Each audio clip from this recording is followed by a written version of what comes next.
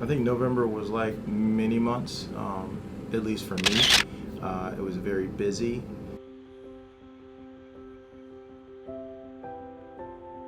On the 8th of December, there's two items going to council. One is the expansion of the criminal habitual property to criminal nuisance or nuisance property.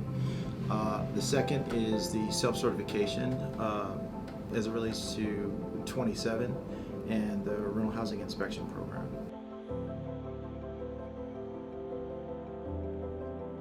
What that means to us is that where we used to have all of the rental housing inventory in our responsibility for at least a 3-year inspection, now it reduces that responsibility significantly. So we don't have to inspect probably 30%, 40% of our inventory.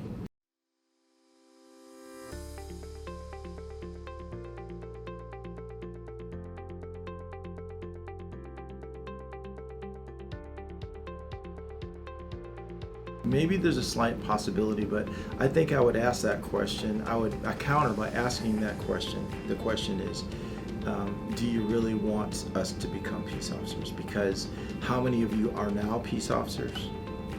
How many of you would even pass the test to become a peace officer?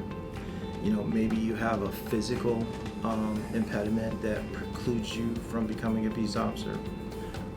Maybe you would have problems meeting those minimum qualifications of a police officer.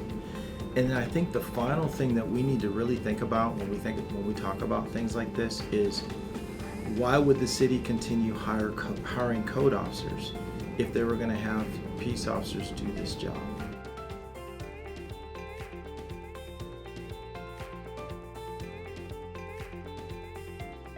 I would love for us to receive some sort of hazardous pay, but that is not up to me. The other part of that argument, in terms of me being able to justify that to the council and the city manager's office, is what are the best practices? Are other code departments in the state of Texas receiving hazardous pay? How do we justify that for the city of Dallas? We know that the city of Dallas is a dangerous place, but we also know that we've put a number of measures in since I've been here to make our officers safer.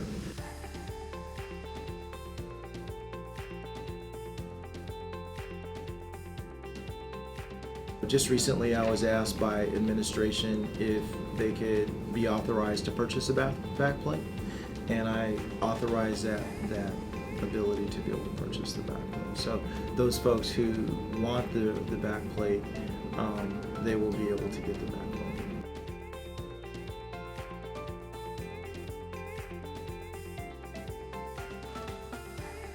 We're planning an event. I believe it's going to be December 15th, and it's going to be, I believe, at Keys Park, and there will be food, there will be recognitions. If you all recall, we had one last summer.